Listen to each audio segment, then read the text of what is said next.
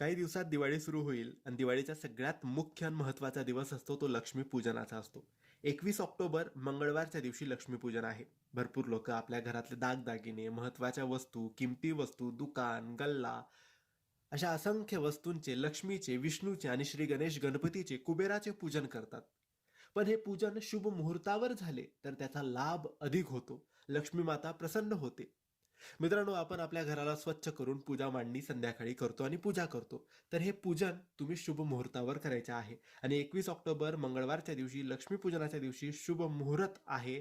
संध्याकाळी 6 वाजून 10 मिनिटांनी तो सुरू होईल, तर रात्री 8 वाजून 40 मिनिटांपर्यंत हा शुभ मुहूर्त असणार आहे, शुभ वेळ असणार आहे.